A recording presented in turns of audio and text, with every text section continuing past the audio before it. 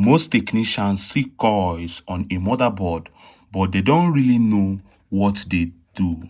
Today, I am going to break down for you from the main 19-volt input coils to the secondary coils that powers the CPU of this motherboard and other chips. I am going to show you the differences there, and I won't just explain, I will show you practically on a real motherboard to show you what I'm talking about. So if I've ever worked on a laptop motherboard or any dead panel and you missed this video is for you. Please make sure you share this video, you hit the subscribe button, and also drop your comment on this comment after you must have watched this video. Now pay attention.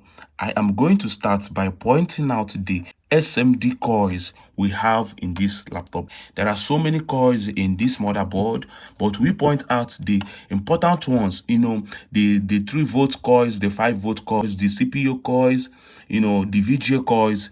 Also, when we talk about the current resistor sensor, this has to do with the coils, the charging circuit coils and all that. So pay attention. Let's start with the identification of these coils. Now, this is a coil.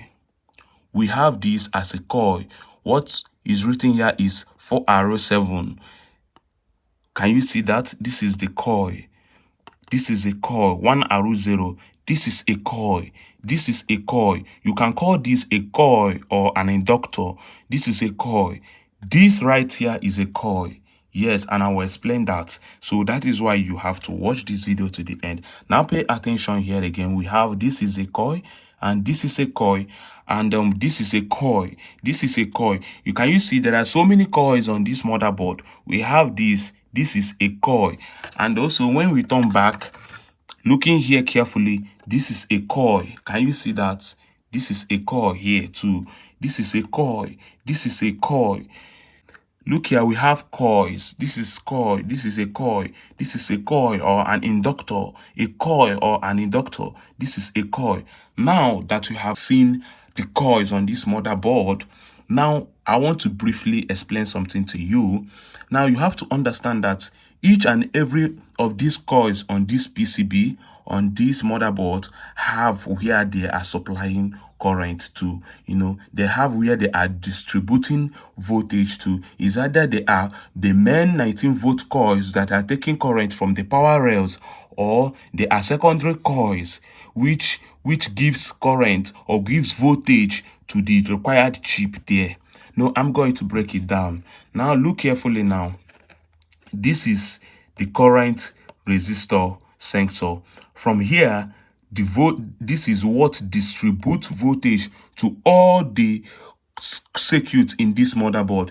This distributes voltage to the processor circuit, the RAM circuit, the 3-volt circuit, the 5-volt power rail circuit, all of these circuits on this motherboard, even the charging circuit. From here even to this flex connector here, this component here is the current sensor resistor that distributes current all over this motherboard. And this current sensor resistor is directly connected to the power rails of this computer. I am going to explain that in this video, and I will show you how to measure and test this coil. This current sensor resistor is connected to all the circuits on this motherboard. Now this is the processor circuit here, and this is this coil. This current sensor resistor here is connected to this current sensor resistor here.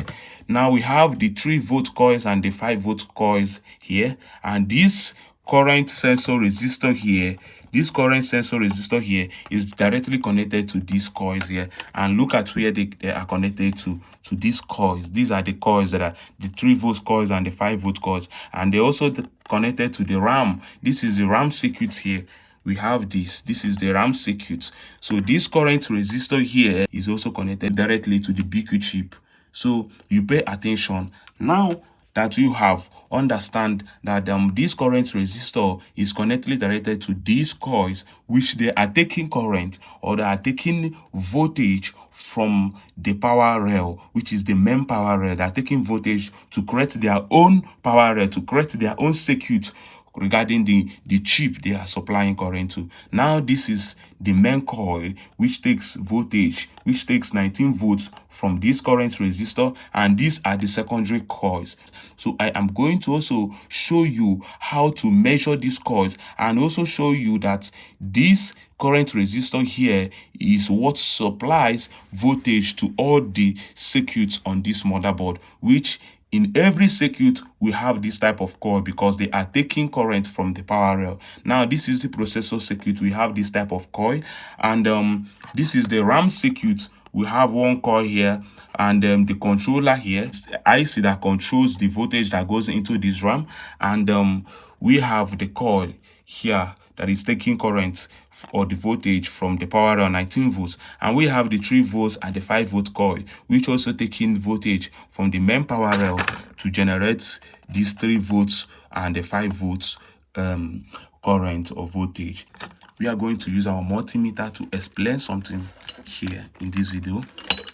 Now we have this multimeter here, and always know that before or whenever you want to test continuity on the PCB or laptop panel, you set your multimeter to the continuity mode or the diode mode. So we turn on this, and when we set our multimeter, which is already set at the diode mode, when you bring this through two probe wire, you have like a beeping sound which goes like this. Let's go again. This is telling you that this point and this point is connected together. That means if at all we have a connection that goes from here, I'm using this as an example. Let's assume now this is a connection. This is ground, and also here ground. That's to show you that this is ground. Look at the multimeter, right? This is ground and this is ground. This is showing you that this point and this point is connected as ground. That is what this means on continuity mode. Now, I am going to show you that this current resistor here, which is what you are seeing, this current resistor is connected to each circuit on this motherboard. So pay attention and listen. So let's go ahead to measure the coil. First of all, before we measure this coil, we have this current resistor here.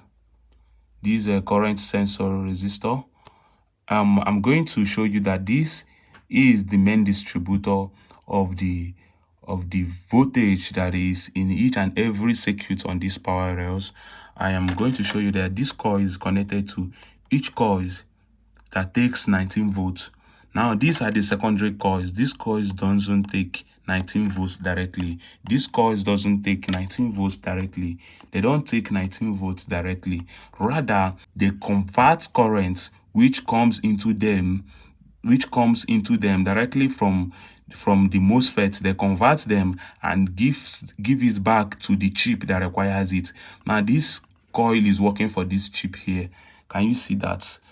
This coil is working for this chip here. They cannot take voltage directly from the 19 volts, which is the main power rail. They only take voltage that comes from the MOSFETs or that comes from the IC. They boost it. That is the work of this kind of coils. That is the work of this kind of coils.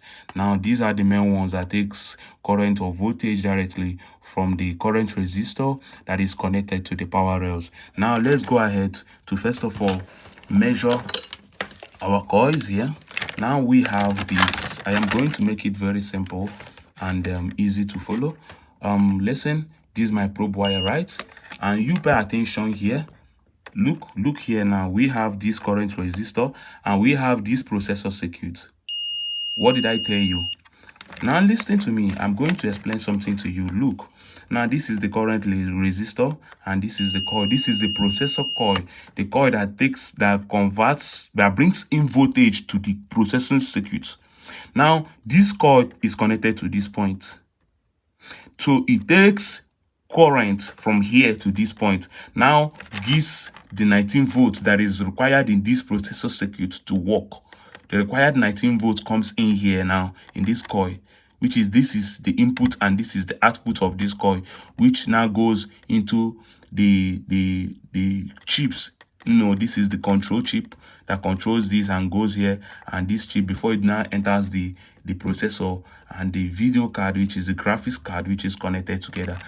So the output and the input has to be connected too. Can you see that? I'm going to leave this a bit so that I can be able to get both angles. Now watch carefully. Our multimeter is still set to continuity mode or the diode mode. I want to show you the connection that goes. Let's put one of our probe wire to this current resistor. Now we test. Okay, good. I think I placed something right there. Can you see that? It's connected. Can you see that? Our light disconnected. Sorry for that. We are still going with this. Let's put this on our probe wire. Can you see that? We keep this connected here to show you that each of these circuits takes power from it. Can you see that? Can you see that? Can you see that? They are all connected. When we go to this RAM circuit, look at the RAM circuit. Can you see that? And this has a 3 volts and a 5 volts power rail. Now, that is it. Or this is how to test your coil. Now you place your coil on the continuity mode. You place your multimeter on the continuity mode. Now you click here. We have this coil is good. Now we come to the secondary coils, which after a work has been done on these MOSFETs, the MOSFET gives out voltage to the source, and the voltage goes in directly to this coil, and the output of this coil will give us the required voltage that is required to enter this component, this IC. Now let's test this coil. Coils are connected both ends. Coils are connected both ends. We test this again. Coils are connected both ends. So how do you know a bad coil? If your coil is shorting to the ground. Now, before you conclude that a coil is bad, you will need to know the calculation. You need to understand the flow that is on that PCB. Now, I have something here that I want to show you. If you can look carefully here, you will see this coil here now, right? This coil is the charging input, the DC input, that is from the charging port, the DC input here. Now this is a coil here, and here is the positive aspect. This is the positive leg. Why this is the negative leg? So this coil is connected directly to the negative leg. This coil is connected directly here. Here is positive. This side is positive. These 2 pins here is positive. Then these 2 pins here is negative, which is connected to this coil. Now, if I test this coil will short to ground because negative is ground. So let's go ahead with this. Now we put a probe wire here. First of all, let me show you that this is negative. How I knew that it's negative? Putting my black probe wire to the ground. This is ground, or you can call it earth. We read, and we have a beeping sound showing that this connection point is negative and this is positive. Can you see the resistance on the multimeter? Then look here. Look here. We have this showing that this is connected to the ground, and this is the ground of this. You see that this is the ground, right? So this guy is connected to ground, and this coil is connected here now. Now let's check this, right? You see that there is a resistance here. There is a resistance here. That does not mean that something is wrong. This means that this coil now is working with these MOSFETs here. These 2 MOSFETs is working with this MOSFET, and this is the main power rail.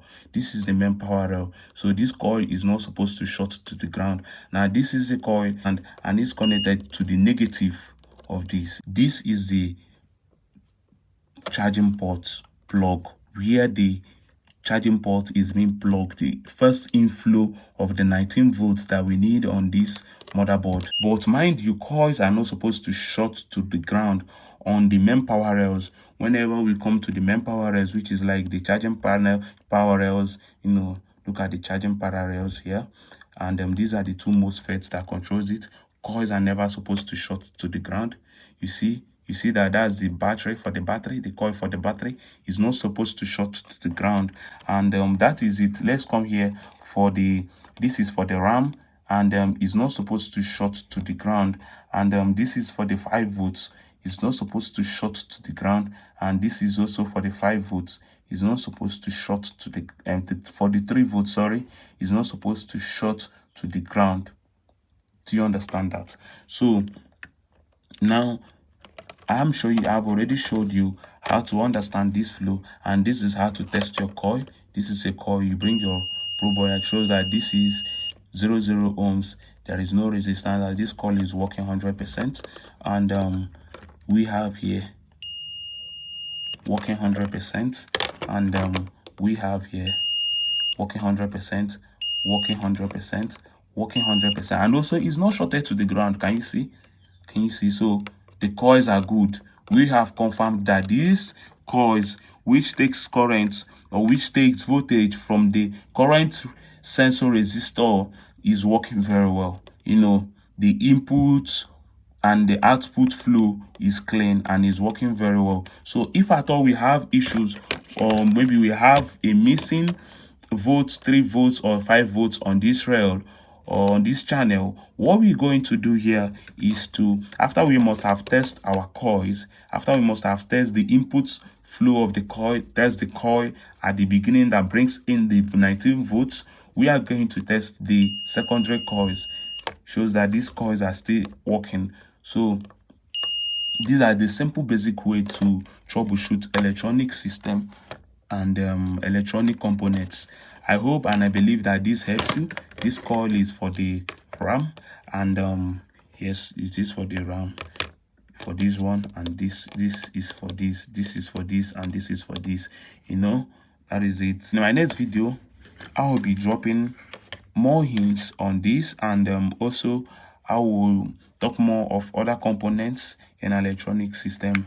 This is an endless learning, and I hope this helps you out as a beginner, or even as somebody that knows electronic system. This video can also be a reminder. Thank you for watching. This is IctDoctor, and I'll see you on the next one.